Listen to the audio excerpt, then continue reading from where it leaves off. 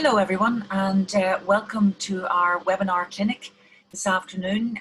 And once again we have Meabh Ring with us. I'm just going to allow a couple of seconds. You're all coming in very quickly, but just to allow everyone time to join us, to be fair to everybody. We had a change today to a Tuesday, so I hope that hasn't thrown everyone off. And Dan brought this to my attention last time when I said, you know, and next Wednesday we'll have Meabh, so everyone was prompted by the fact that it is Tuesday. So I'm beginning to get a good crowd here at Meabh. So what I'm going to do is I'm going to kick off by introducing you. As I said, we have Meabh Ring with us today, and today she's going to look at sustaining market share for established makers. So these will be people who are in business 3 or more years. And please feel free to put questions in the Q&A at any stage. And with that, I'll hand it over to you, Meabh. Thank you very much. Okay, Emer, thanks a million for looking after me again this afternoon. It's great to be part of the whole webinar afternoons that the Design and Crafts Council have organised for its sector. So Emer asked me to have a chat about, or just share insights on sustaining your market share. It's something that established makers have to do all the time. It's not something that, you know, you're in a different phase almost when you are in business more than 3 years, because in many cases, you're already known. You know, you have gone through the startup phase and you're in growth and you're in sustaining. The one advantage you have at this time of the year and sort of during this COVID crisis is that you're already known. You mightn't feel like that. You might feel, gosh, it's still an uphill struggle, but you already have proven consumers, and you probably have proven retailers as well. But even outside of COVID, you can never sit back. You always need to kind of work at growing and sustaining your sales. So to keep sales turnover high, you know, there's kind of 2 main ways of doing it. One is with existing products and just getting a higher turnover of that. So an existing, established, proven product, and just increasing your market share on that. Instead of selling units of 10, you're selling units of 20. Another way of sustaining your market share is to introduce new components into your craft, service, or product. For some people, it might be a collaboration with a food business. For some people, it might be, you know, moving from millinery to face masks. You know, it's just changing things up and sort of looking out there and saying, what is it that you can do? And, you know, in times of great uncertainty and in times of great flux, you know, you are forced now all to have a look at your existing retailers or your existing end consumers and say, how can I work with the people I have already? How can I find something new, or how I can do something differently? So basically today, what I'm just going to cover on is reaching out to retailers, new and established retailers that you may or may not have, reaching out to, and in doing that, to trade retailers, just having a touch on your sales pack. And then after the retailers, it's about the end consumer, you know, flagging yourself and your product and your brand and your offer to existing consumers and to new consumers. And of course, that isn't easy either. You're doing that all the time. And what I kind of wanted to share with you very much today is the pivoting that's going on, is that how others have adapted and tried something new. So if I just kind of flag through and go through existing retailers, they're your natural ally. You've already convinced them that you're worth working with, that your product is a superior product, it's authentic, it's, you know, it's got provenance, it's got skill. And what I would say to you is that if you've got an existing retailer ask them straight out, how can I sell more in the shop? Or how can I sell more online? And I would also say go deep rather than wide. Instead of giving them maybe 27 product options, give them 7 product options. And that also really helps for those retailers that are online. And in many, many cases, all of them have been forced to go online like yourselves. So that's just 7 photographs as opposed to 27 photographs. Any shelf additions or point of sales or signage that might help. And again, that's not just for a physical shop, that's for an online shop as well. They love stories and films. One thing you could think about as well going forward with your existing retailers is any collaborations you could do. You know, is there something you could do that's unique to them? That, you know, if there's a special Celtic cross nearby, could you create something inspired by that location? And you would be unique to that shop. Retailers are one-to-one. They're very specific. So it's that kind of narrow, specific conversation you can have with them. And for lots of retailers, you know, they have to think about marketing as well. So is there a cross-marketing you could do with them that you could provide them with content that, you know, makes their shop the most interesting, you know, shop in the region? You're giving them something new. Like retailers are always saying, you know, what's new? So can you give them something new? Can you create something new? And new might not be a new product. New might be a new story or a new inspiration behind the piece that you've made. And also ask retailers this time of the year, it's like what's coming down the line. And the thing that is coming down the line is Christmas. Like Christmas is definitely, you know, definitely going to happen, and it is the gift giving season, and we're all on the good list, and we're all going to get something. So again, it's the gift giving season. How can you play into that?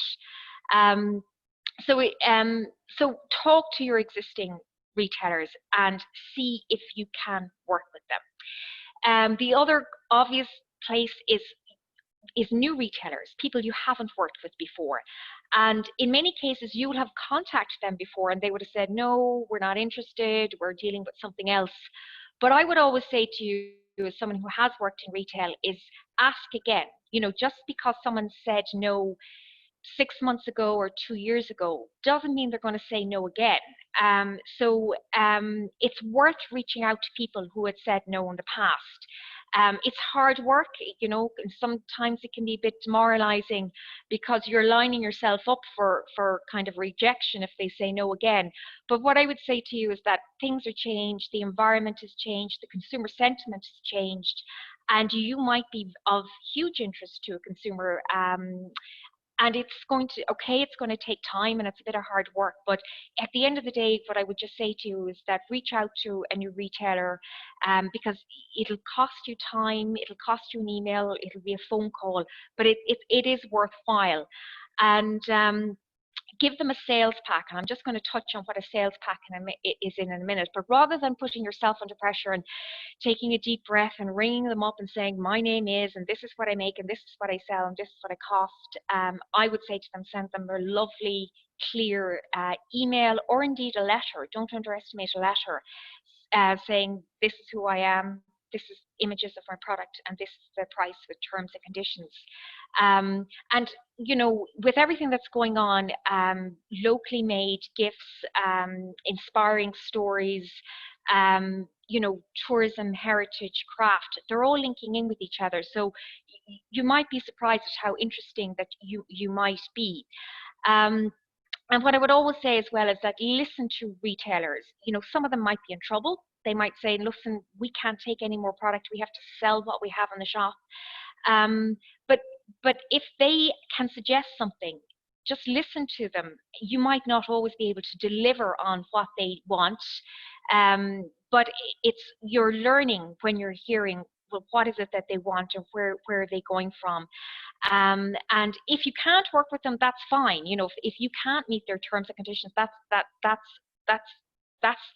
a result in itself. You said you've tried, it didn't work out, and that's fine. But it definitely is worth, again, just putting yourself on their radar and creating a sales pack for them.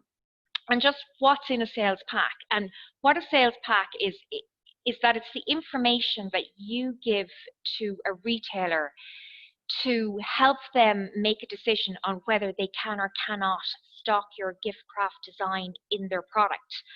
And it covers basically 3 or 4 very simple things. One is a letter of introduction, paragraph saying, my name is, this is what I do, I have been working in, I am based in. It's very simple, couple of sentences about who I am, and it also feeds into your brand. You know, it's that you're the real person behind it.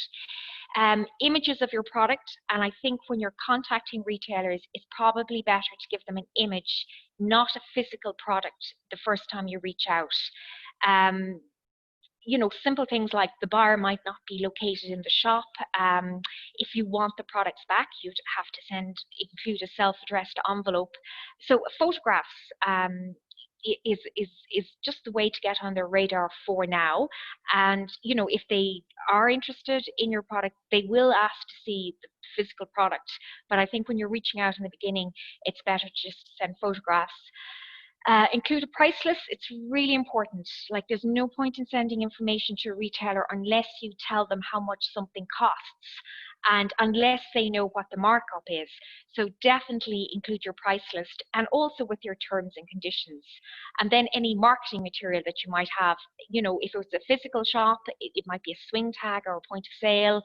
If it's an online shop, you know, you having a film or, you know, some Instagram or just some digital stories might make you interesting.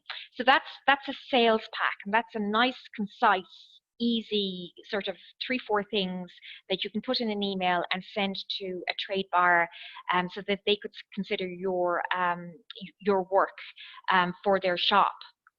And a sales pack is kind of a memorandum of understanding, and it certainly helps the buyer make a professional decision. You know, they know what your terms and conditions are at the outset. If they want a bigger margin, they have to ask for it, because you might have given them, you know, your trade price and your recommended retail price. And you know, it's just a good way to start the conversation with a trade buyer, saying, this is my sales pack, this is my price list, and this is what is included. I've just included there what one would typically like to see in a price list. If I was a shopkeeper and you were sending me in information about what it is you do, the typical things in the price list that I'd like to know about is, what's your minimum order? It's like, you know, do I have to buy, you know, in units of 20 or 30? And you decide, you know, that's you as the maker, the designer's decision. Or is there a minimum order value? And what that is that, you know, you have to order to a value of 300 euros or 400 euros. And that really helps you as well, is that you're not kind of flapping around wrapping 2 pieces to send, you know, worth 50 euros to send to a shop, so that when an order comes in, it'll always be 25 pieces worth, you know, 500 euros. So it just helps you manage your time. Also, in your price list, always put in whether the prices include delivery or not. And if they don't include delivery, that's fine, but give me an approximate flat rate of how much it might charge for an order to ship to the shop. Again, contact details. I know that sounds really straightforward, but I've often come across price lists and I'm going, where are they based? Where's their telephone number? You know, so always make sure that you have contact details. Also state if you're VAT registered or not. That's just for an accounting purposes. It doesn't mean anything to the end product. And then your terms and conditions, and that's quite important as well. Some designers and makers will work off a pro forma, which means the shop will pay you before you ship the products out. Or you might work on net 30 days, which means you ship the products to the retailer, and then within 30 days they pay you for that. So again, it's good to maybe put them in writing in the beginning, so that you don't have to explain on the phone what you want to do, or if the shop wants to do it another way, that they have to ask you for permission before you start that. For craft, I always like to put in this kind of line, is that as all work is handmade, variations in finish are part of the unique creative process, because as you all know, when you make by hand, or it's, a handmade product, be it knitwear, be it textiles, be it furniture. There will be variations by very nature of the fact that it is handmade.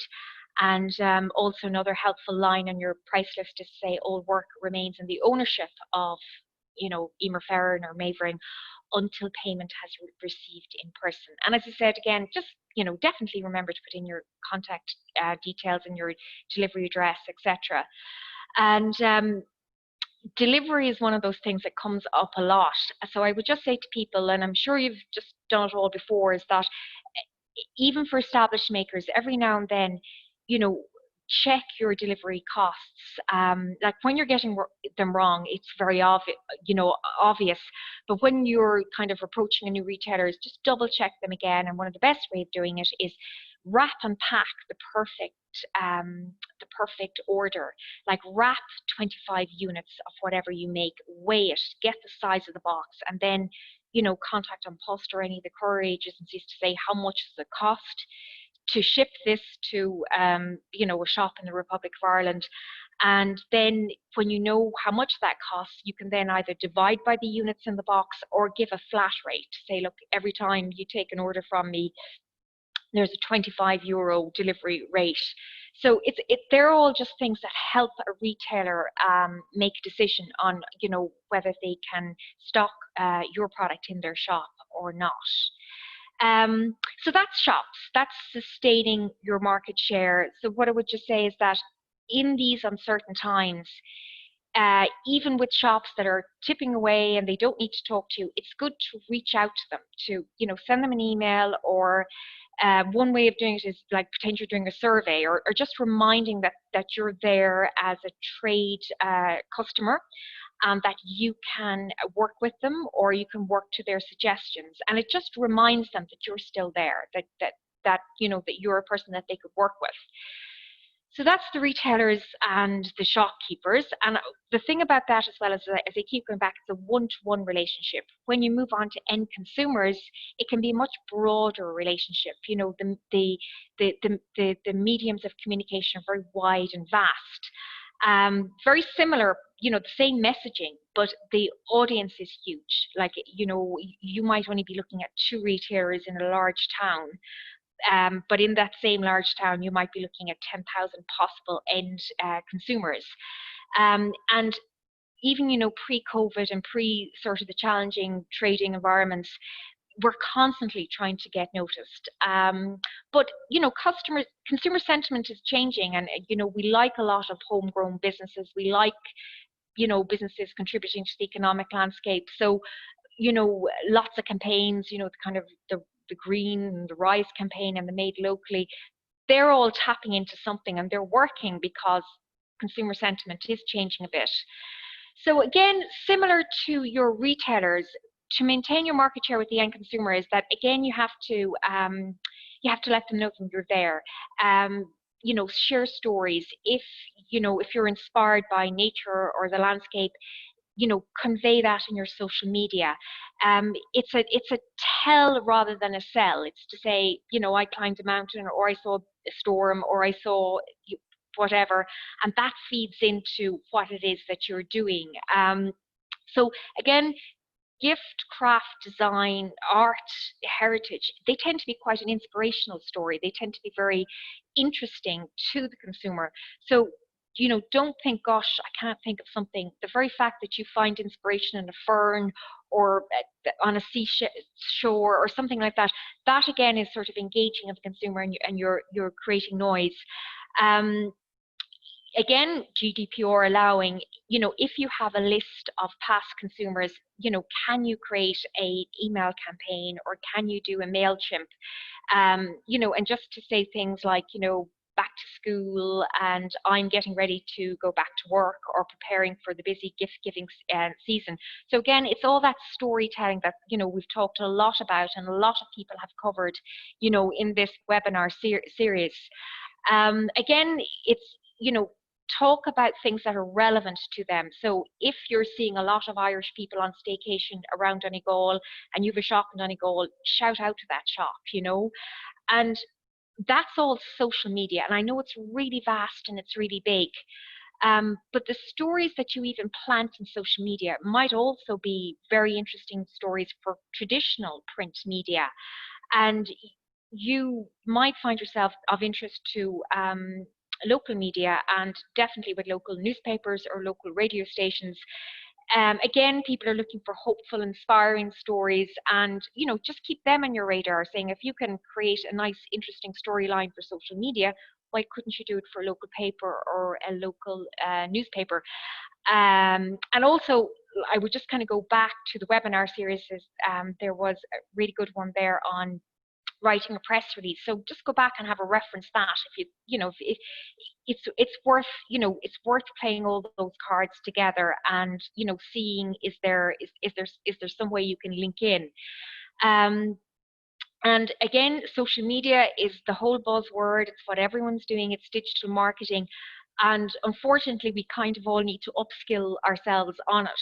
And there's no real way around it unless you have a very loyal member of your family or a friend that'll do it for you. But again, I kind of would reference the webinars that went on this year. There's one there like 5 top tips for selling on social media by Emma Dwyer. There was another one there recently by Marion Bergen on Instagram. So again, just inform yourself of what people are doing and what other people in the sectors are talking about. So as I said about how to sustain your market share in kind of times of great flux that we're all kind of living in now.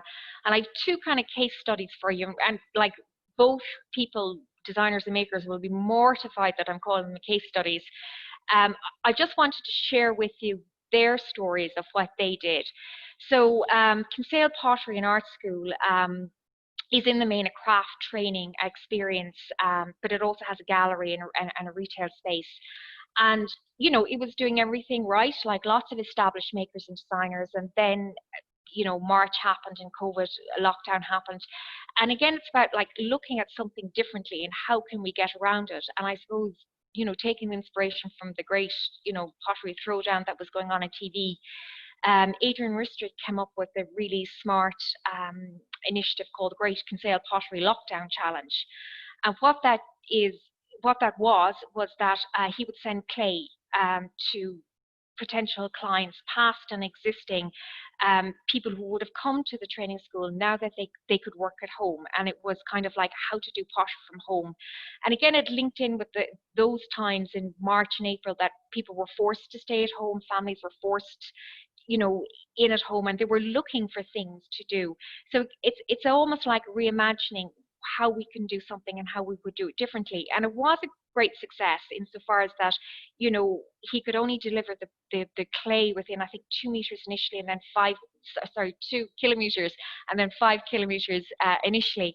But it did get a great traction in the community. Existing potential customers, who mightn't have gone to the gallery before for a lesson, said, okay, listen, we can do this at home, we can work with the kids, or we can work as ourselves in creativity. And there was over 140 submissions from people working with clay at home there.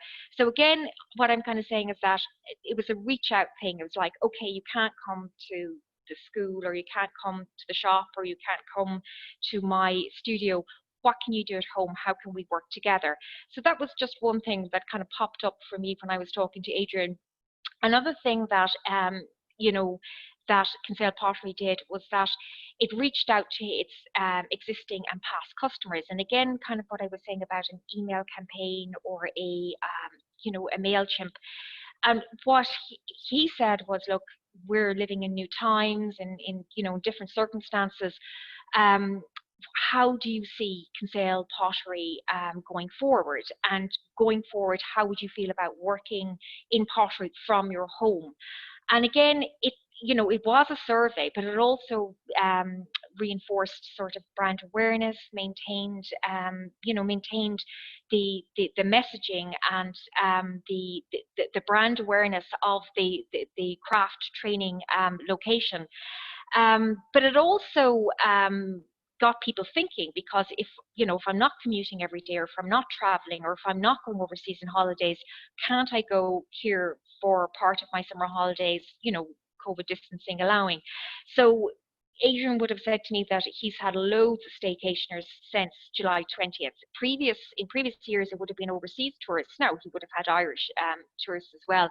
But staycationers, so again, you're getting on their radar. And, you know, we all do it when we go on holidays. We might ask someone we know who's living locally, is like, what's a good place to go? What's a good thing to do? So again, it's just maybe about pivoting, about saying, okay, if I haven't got the UK market coming in, I have the Dublin or the Kerry market coming in. And again, about just adapting, and we all had to adapt, but you know, I would just flag this because as I said earlier, it's all about social media and digital marketing. If you haven't already applied for a thing called the Trading Online Voucher, apply for it. And it is a grant, a voucher where 90% of costs of your digital marketing or e-commerce website can be covered by your local enterprise office. Now, again, of course, there is eligibility and criteria, but Adrian availed of this with Kinsale Pottery, and he used this funding to create 12 videos. And a lot of those videos focused on the selling of stay-at-home projects, like how you can work in ceramics and clay from home in your own shed or your own garden.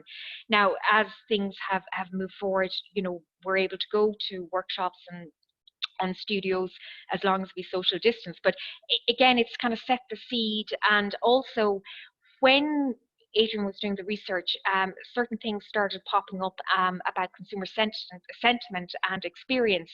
And one thing that he came back from some of his research was the importance of creativity. And of course, craft, art, design, it's all fused together in creativity. So it just gives linkages to other, you know, other opportunities in the training. And while in the main it's all craft training, some of his feedback directed him to include other, you know, or collaborations with other services such as wellness, such as mindfulness. And later in the year, he's doing a training on craft again, but he's also going to introduce some business skills training. And again, that's as a result of the feedback that he would have received from his existing clients. So like that particular pivot is to add more to the existing offer and to work with other people in that space. You know, there is a natural linkage with kind of wellness or heritage or tourism and craft. So I suppose what I would just say is that might be an example of, you know, who else or what other service providers or sectors might you be able to work with going forward. So that was one case study.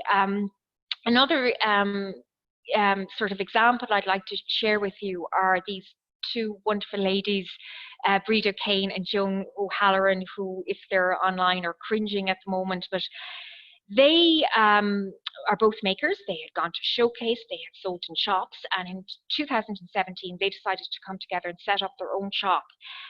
Yes, to sell their own work, but also to sell other people's work. And they sort of specialized in sort of Limerick craft and Limerick-based makers. They staffed and manned their own shop, and they have their own craft collective.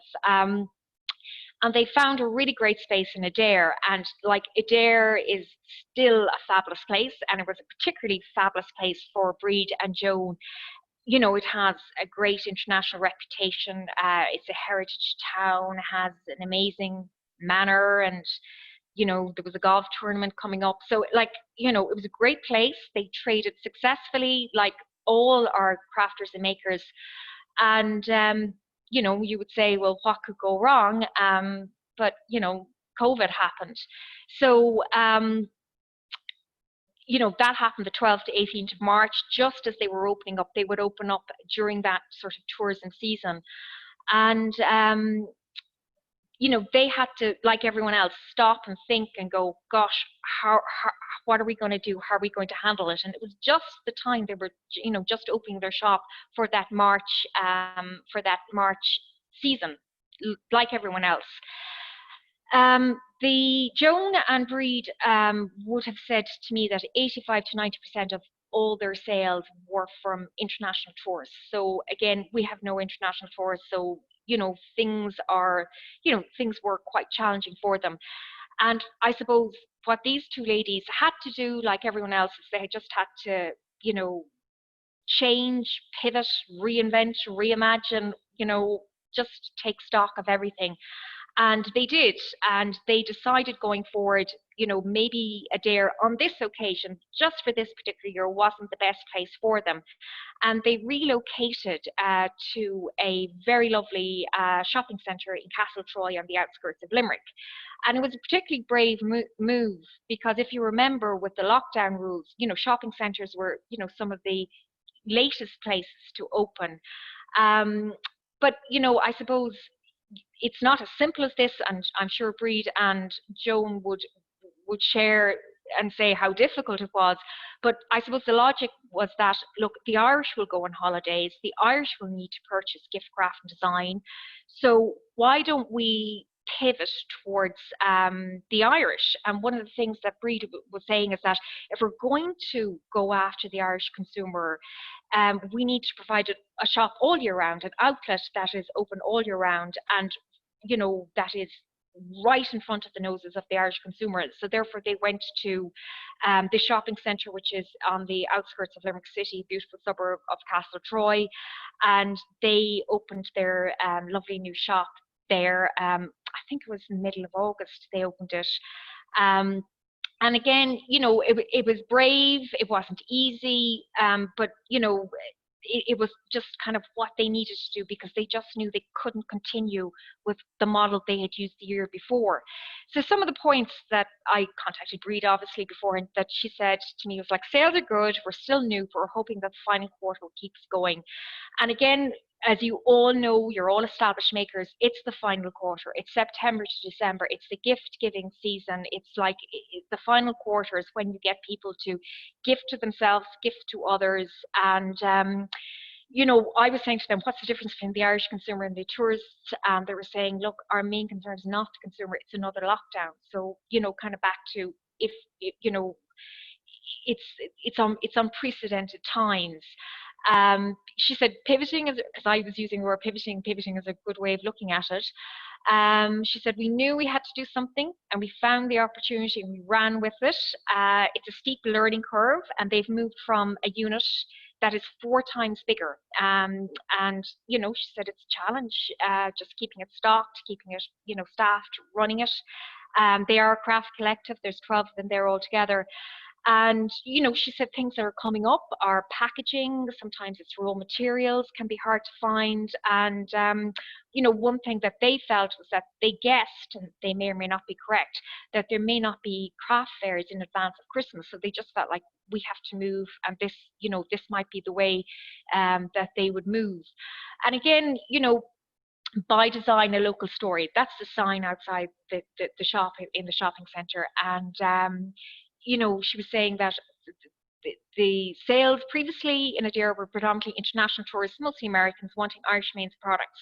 Now in Castletroy, again, they're predominantly Irish, but they're also wanting Irish-made products and promoting the person behind it. She said the gift market is very, very similar. As makers, and I think that's really important to remember, is that there were makers before there were retailers. Sometimes they would say there were accidental retailers. They feel at the moment that homewares and art are kind of making a big impression, like wall hangings and homewares that customers are buying for their own homes. And again, kind of similar to us having to spend so much more time at home, that we're sort of looking at things differently. And she said, we do have to adapt our products. Now, that doesn't mean you have to, compromise. It just means that you have to adapt. And, they were saying that the market are asking for things to be more customized, more commissioned work, etc.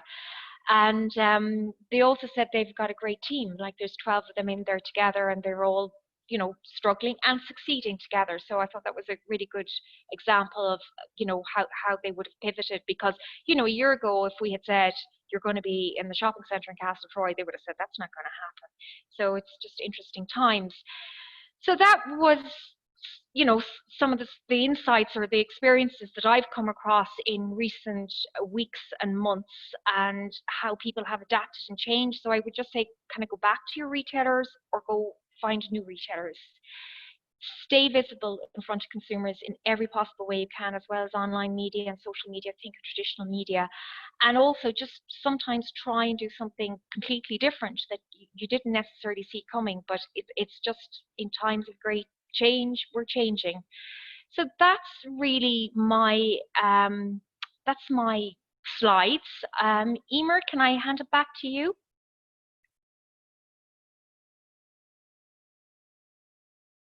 Emer? Yes, yes.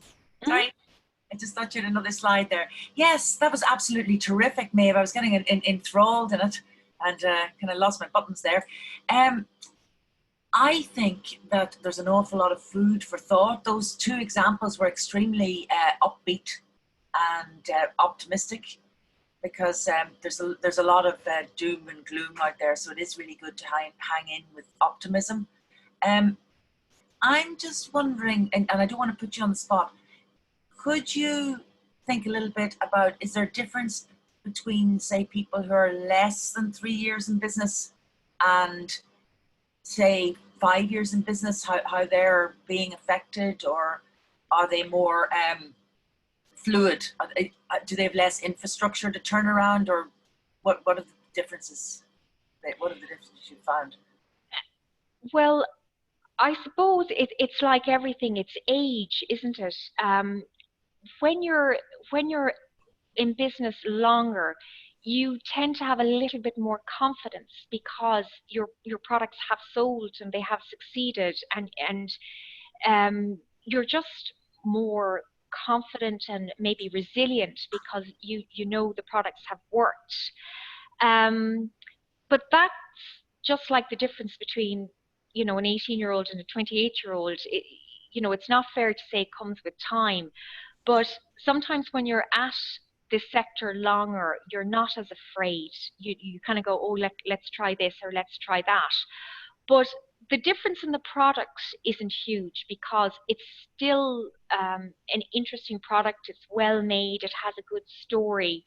You just mightn't have the confidence necessarily, or just the market knowledge to know how. But what I would say to you there is that if you, if you are starting out and you're kind of new, talk to people who are in the sector a little bit longer because they're usually brilliant at sharing ideas and information.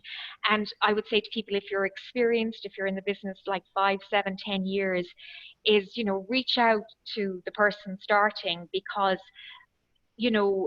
Adair and Limerick, that case study, and indeed Kinsale Pottery, I mean, he also has workshops in glass fusing as well.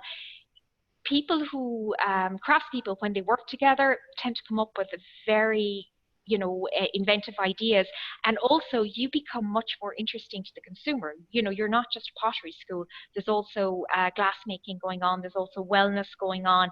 So for the consumer, you're an experience, and it's a positive experience, I think that's really got it in a nutshell. There's an emphasis here, and Dan, who's been really good and given me great input the whole way along the webinar series, and thanks Dan for raising that you find them very useful. I hope they are, and I really sincerely mean, if anybody would like a particular topic covered, if they would contact me, because we've decided that we're going to keep it going until just before Christmas. So we'll see how that goes. We're going to hone in on survival and sustainability, and those really practical elements that are really important at the moment. I mean, it looks as if, and May, please feel free to contradict me, that we're going back. We are going back. There's nothing wrong with that, but we're going back to the basics and building up again from the basics. And I think this as Dan has said, he's saying, congratulations, Maeve, excellent professional presentation, while being human at the same level, which is very true. Maeve, you really managed to do that. Your audience could relate so well to you. It was on point, and future expectations must be modified and realize that most makers will be selling local and only local. The future will be only local. So maybe we could talk for a couple of minutes about that local bit and optimizing the local.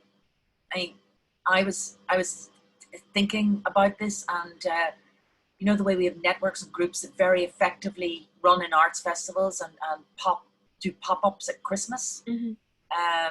And I know often that, not necessarily honing in on any particular network, but sometimes it falls down to 2 or 3 people.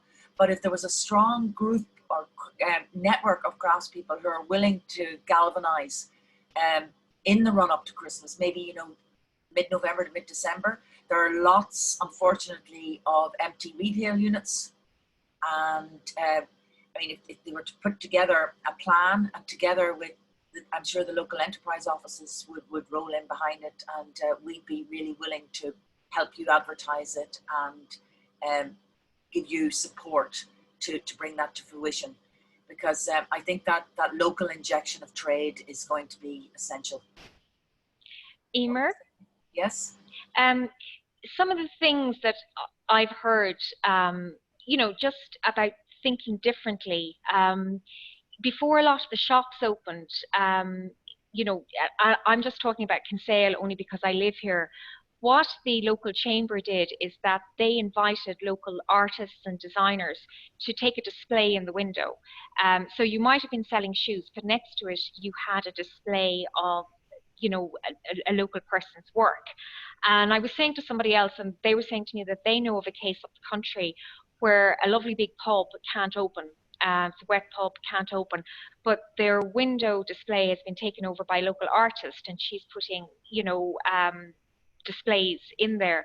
So again, kind of back to being on people's radars. If you can't have a retail location, or you can't find a craft fair, like, can you put a display in someone's window and saying, you know, this is a product, this is a price, for sales, contact, you know? And yeah, Emer, you're dead right.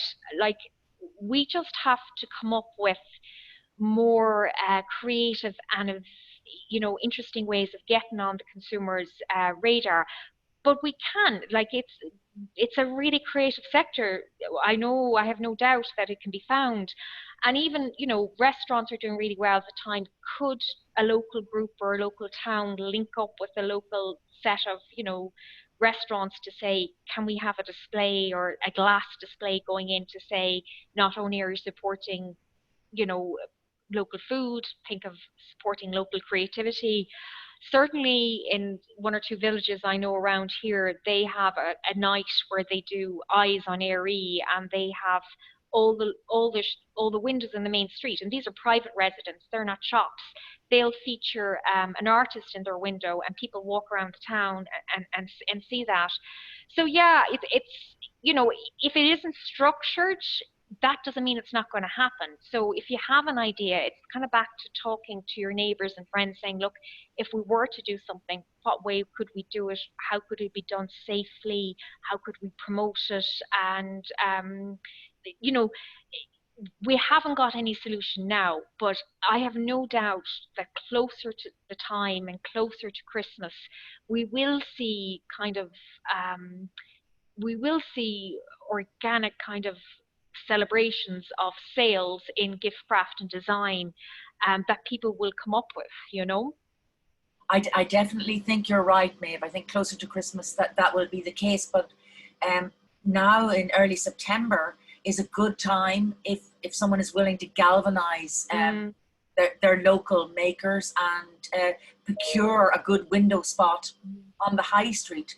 I mean, the sales could be absolutely excellent, and it's raising the profile. And I do think that people are going to make a conscious decision to spend as much of their money in their own locality this year as they possibly can. Mm-hmm. So Mary Whelan and myself, Mary Whelan works very closely with the guilds, associations and networks, and myself would be willing, if anybody has questions about it, if they just would send us an email. I'll mention it to Mary after this webinar, that this idea came up, because apart from online, and please correct me if I'm wrong, but apart from online sales, I think it is being one of the sole channels. Emer, I would just flag another thing as well, because I've sort of worked in some mainstream craft, and I would just also flag that for retailers who haven't always, you know, been able to sell craft or design, they're not always finding it as easy to source products. I mean, they can't go to Top Drawer in the UK, or they're not going to Harrogate, you know, back to essential travel in the same way as Showcase won't be happening the same way this year. A lot of the international gift shows aren't happening in the same way. So kind of back to Irish retailers, you know, they might welcome an approach or a collaboration. You know, they might welcome an opportunity to host Irish or local made craft and design, because the supply channels, I mean, and even breed, and you know, I'm sure some of the makers would have referenced it as well, as that it's not as easy as it was to get things from around the world as it was, you know, 12 months ago.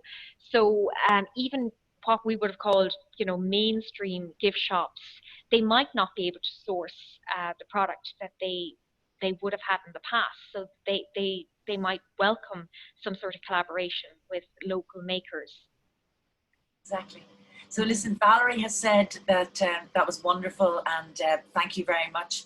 Meabh, I'm absolutely delighted that you were able to be with us this afternoon. And Meabh is on our mentor panel, and if anybody has any questions themselves, you know, they can pose them to me, and I can pass them on. So it's just reinforced by Dan, the future is only online and local, an interesting challenge for most makers.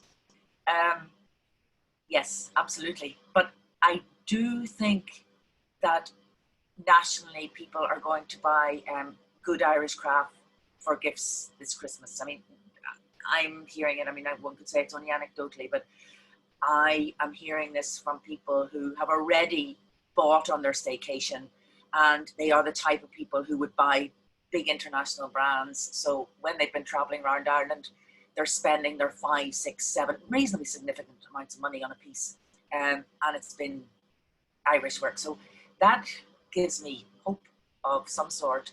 And branding, Dan, you're dead right. Branding will be more important than ever. So I think if everybody focuses on their branding over the coming weeks and months, and their online presence, and the idea of local groups and selling work before Christmas, I think is really good.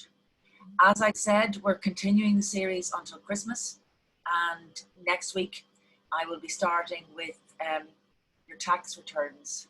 So everybody doesn't fall asleep, but tax returns in COVID, and then after that I will have the whole schedule up. But if someone has a burning desire for something, please let us know. So I'd like to thank our audience today. I'd really like to thank you, Meabh, for joining us. And Meabh and I have worked off and on in craft development for a long time, and I never knew that the Wi-Fi at our home was so bad that business had to be conducted from an incubation centre. So thank you very much, Meabh, for making that effort today. Delighted. So lots of thank yous in. So thank you, everyone, and goodbye. Thank you.